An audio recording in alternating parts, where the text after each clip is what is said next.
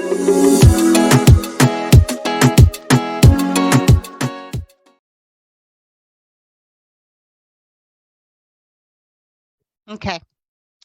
Hi, everyone. It's Andra. How are you today? And I'm here with my special guest, Vonie Leach. And she is an author. She's a mom. She's an entrepreneur. She's a new author in Unleash Her with Me. She's an activist, and she has so many other credentials that I really want to give kudos to her and let her tell you a little bit more about herself. So here she is. Welcome, Vonie. Hello, Hi, hello. sweetie. Hi. Good evening, everyone.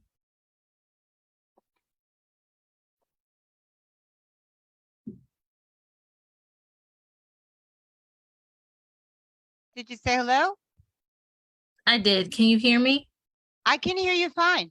Okay. So I am Shavon Leach. I go by Vonie. And some of the other things that I do is I do program management for North Carolina, a Philip Randolph Educational Fund. And we do a lot of voter education, voter registration, workers' rights, and we work on a lot of different issues that's really important to the community and the Black and Brown community. And then I am also currently working on my doctorate degree, specializing in organizational leadership. I'm super excited, and I am hoping to defend on this Friday, actually. Wow. You know, you're involved in a lot of things. You're a creative activist. What is that exactly? So I like to call myself a creative because I like to think outside the box with a lot of the things that I do. I like to write poetry, plays, and different science fiction stories. And then being an activist, really just helping to train and develop other folks to do community work, doing community work myself, phone banking, training folks on canvassing, myself getting trained on different bills and policies so that I can train other folks on that as well. Now, you also educate people in the community, correct? Mm-hmm. On policies and procedures, correct? Yes. So what we do, we have community organizers, different like phone bankers and canvassers who get trained on how to speak with different folks on things going into happening in their communities and things that will impact their lives and their children's lives as well. And teaching them how to speak with other folks about it and how to understand things for themselves as well. So can you give me an example of one such policy that you would help them with? It really depends on different things that the legislature is putting out, and just helping them digest. This is, of course, after we get educated or I get educated for myself, just helping folks understand exactly and specifically what these different things mean. What got you interested in that? I mean, not everybody. I mean, working with the public, of course, is difficult. I've worked with the public my whole life. So it takes a special kind of person to actively be out there and outreaching to the community and do things that help people on a regular basis. So did you always know that you wanted to work with people, or was this something you learned at home and you were just inspired to continue? So actually, when I was younger, I wanted to be a medical environmental research scientist. I wanted to use, plants to create medicines and whatnot that didn't have harmful side effects. God took me another route. And so with the organization that I work with, I started out as a third generation volunteer. My grandmother, my mother, some of my siblings, and then myself. And I started off volunteering in our food pantry as someone who wanted to help, but then also someone who actually needed food from the food pantry.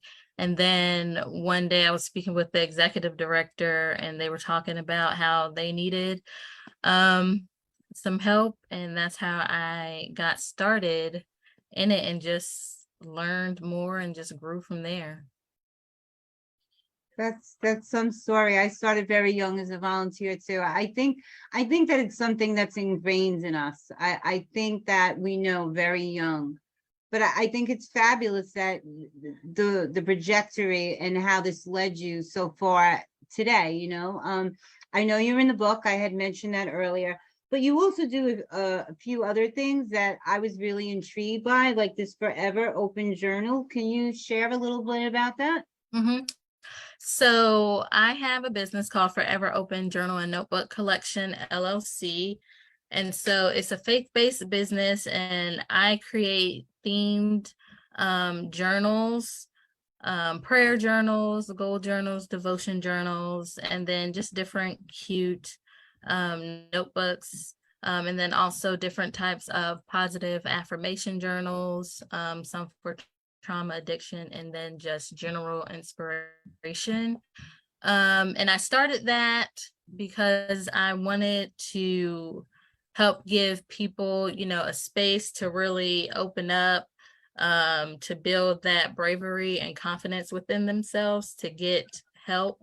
And so I tell folks that journaling and writing in your notebook is really a first step towards getting help. And I encourage folks to get counseling and whatnot. I'm in counseling as well.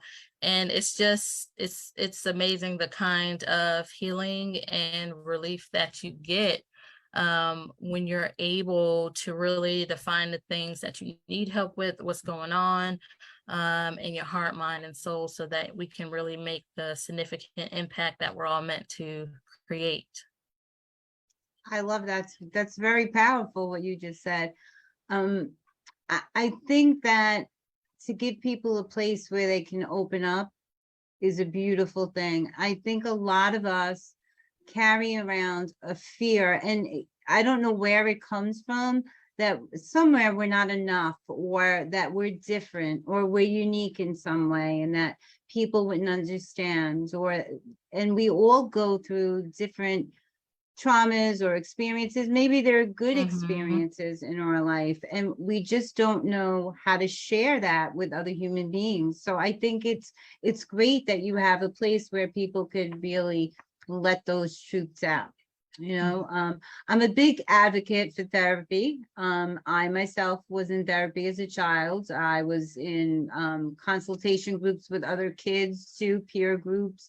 I thought I was the only one going through some of the things I was going through. So I was in group counseling as well.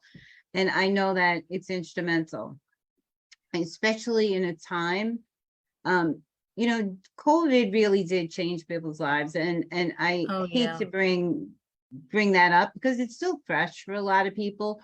But I think that forcing us to be home, you know, a lot of people, like, I'm a nurse, so I wasn't home, you know, but a lot of people that are used to being out and about and rely on that connectivity with other people suddenly were stuck at home. They couldn't see family that they relied on for that interconnection, you know. So I think that having a place like your journal and other outlets is amazing for people to have that.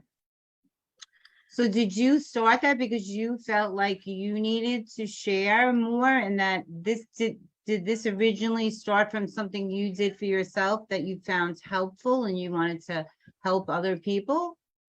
Oh yeah, definitely. So I'm an introvert, and I dealt with a lot of things internally.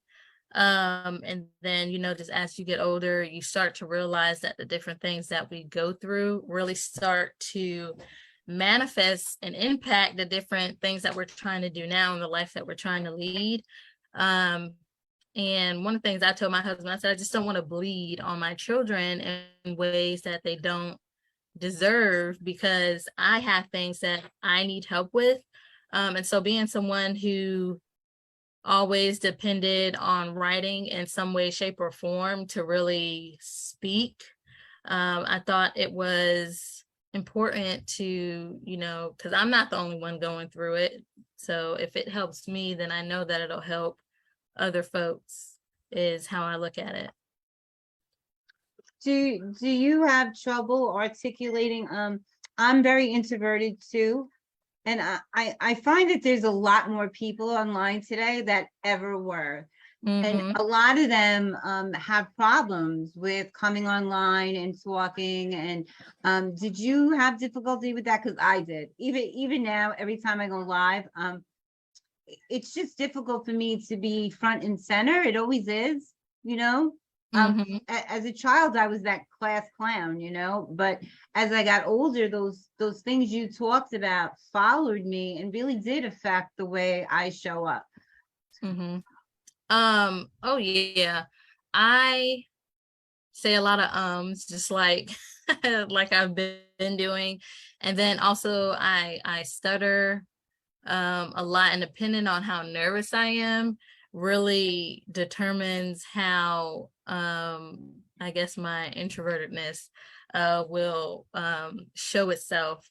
But it's just different things that I had to learn growing up and in counseling now, with saying what I really mean, and as well as understanding, well, these feelings, if they're top feelings or the bottom feelings or whatever, how they connect, and then really just hashing that out.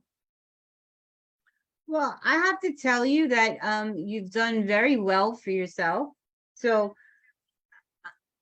for me, looking in, I would never know like the things you're sharing with me now, because you're beautiful. You're a beautiful woman. You're very well educated, and you appear to be a very big go-getter, and you are sharing so much of your life by the things you do.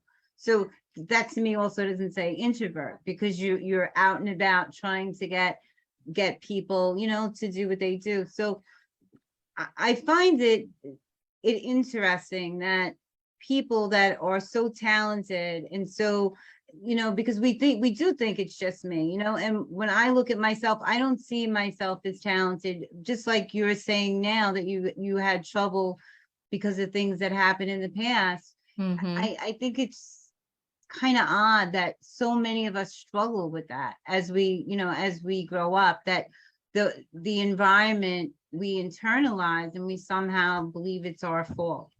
Do you agree with some of that? Yeah, I definitely do. I think that what helps when folks are just like, you don't seem introverted, is that, we have people in our circle, in our tribes, and just people that support us and push us outside of our comfort zone. And so like my executive director, when I worked on the C3 side of the organization that I work for now, him and his wife, the Mumfords, and then also Mrs. Williams, they were very instrumental in helping to push me out of my comfort zone and help me get to places that they saw that I can get to that I didn't necessarily see in myself. So I definitely can't take credit for the growth that I've had. I've had a lot of people from my siblings, the folks that I work with, and then folks that I've built relationships with in church, to really help me and push me to where I am now. You can take some credit, honey, because when it comes down to it, people can believe in us, but if we don't take daily uncomfortable action, it doesn't happen, because at the end of the day, it stops with us. If we're not moving forward, then we're stuck. So take that credit where it's due. So I want to talk a little bit about the book, because for me, to be in this book was my way of really committing to my business and something that's really instrumental for myself, for finally saying, I don't care how old I am, I'm gonna do this. So what? Here I come, world, And it this whole trajectory of what Hannah has started, it has now become like this amazing movement. Yeah. So what got you interested in doing this book with her? So I got an email, the recruitment email, and I was looking, and then I was like, well, can I really do this? And then I just took some time to think about it. I talked with my husband, and he encouraged me. He's probably definitely my number one supporter. And then I was just like, well, can I really do this with working on my dissertation, and then also having my own book that's coming out around the same time. And then he told me, he was like, well, you can do it. I believe you can do it. And then when I had that initial meeting with Hannah and let her know what all was going on, and she was just like, yeah, it's all possible. So I took a couple of days to write my chapter, and I sent it to her way before it was due. Because it was like, if I'm gonna make this happen, I have to do it, and do it quickly. I took the same approach you did. I sat down in one day. The first book, I'm doing the second book. The first book was easier because I think we all have a little bit of a story in us anyway. I enjoy storytelling. If I can tell a story, I can relate it to something else, and it's easier for me to talk about it than just go out there and say this, this, and this. So for me, that works. So the first one was much easier. The second book is really healthcare, which is what I do. So it should be really easy for me, but I didn't want it to be all about healthcare. Do you know what I mean? Because there's some good and some bad. You know what healthcare has become. So it's certainly not what it was when I started. It's more business than people oriented, and that's kind of why I'm moving to the place I'm at now. Are you going to be doing? You said you have something else coming out at the same time as this one? Yes. My book is called Love, Chance, Freedom. And so it's a compilation of different science fiction stories that I wrote when I was younger. Cool. And then also there's some micro letters in there, some micro poetry, all based on the perspective of the characters. So there's 9 short stories, 3 in love, 3 in chance, and 3 in freedom. When I was working with my publisher and my sister, who I use as my editor, there's parts of me in my life in each story. And then definitely when it comes to the freedom part, which is based on social justice and a lot of things that I've experienced, it's just from a science fiction lens. Yeah, I'm excited. I'm also nervous.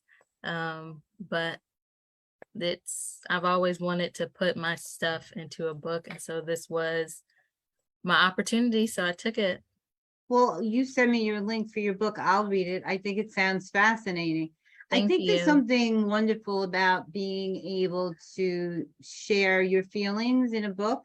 I'm always captured by a good story. Like I get involved in the characters and fancy myself really there. So I think it's good, and I think what Hannah's doing too with this whole movement, I think it's going to inspire a lot of girls because you were saying as a child that you had trouble in adults, like with these things resurfacing. I went through the same thing. So and sometimes some of them still keep me from showing up fully the way I like to. I think it's daily, like you work at it daily. I don't think it all just goes away, but maybe we can be a source of inspiration for kids that think it's just them, and that they can aspire to do whatever they want, because she's not done yet. She's really Mhm. letting women know that you can do anything and unleash the beast, and just really stand up and really walk into who you're meant to be. And I love that, you know. Yeah. So What's your title in the book? What's the name of your chapter in the book? in the first book, My Mother's Daughter, Oh, my mom died a while back, and I'm sorry to hear that. you know, we bumped heads a lot as a child. She said left, I said right. We were a lot alike. I didn't look at it that way then, of course, we never Mm-hmm. do. But I miss her every day, you know, and I'm so much my mother in so many ways, you know. When you're a kid growing up and they say things to you, you look at them like they have 10 heads, you know, and then Mm-hmm. as an adult, you hear those same words coming out of your mouth to your children or your grandchildren. And you're like, did I just say that? Really? Right. So you can't even imagine. So yeah, she was a very big inspiration to me. You know, we came from nothing. We grew up poor, and my mother worked every day of her life for to give us the best that we could have. And Mm-hmm. she always inspired and told me that if you're right, stick up for yourself. If you believe in something, go after it. But you know, kids are kids, and then and, you know, it's one nature and nurture, you know, part of Mm-hmm. you have a little bit of both, and then you do the best you can. So where can our guests find you? There was one more thing I think. No, no, no. Um, where could they find you? Well, I am on Facebook, Vonie Leach on Facebook, and then Forever Open Journal and Notebook Collection on Facebook, and that's at Forever Open JN.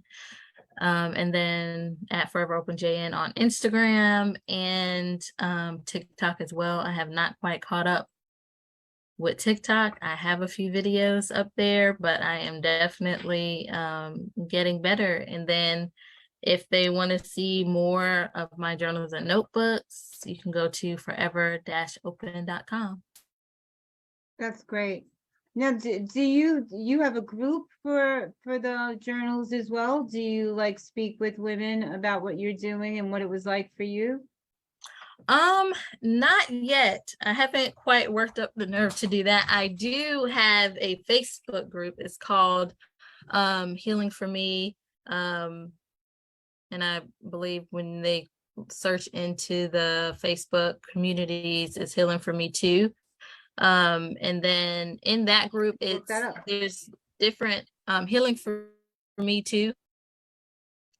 Each month there's a different theme, and I haven't done any lives in the community yet. I've been nervous about doing that, and I'm not quite sure why, but lives are coming. I'm working my way up. And so this month's theme is fearless. And so everything that we have is connected to healing. So one question that's always asked is whatever the theme is. So like once, how is being fearless healing for you? How's it connected to healing? And I create different posts. If I find inspirational posts that other creators have created, I post to the group as well. I'll post prayers. And anyone else who wants to post prayer requests or what have you in the group, they can do that there as well.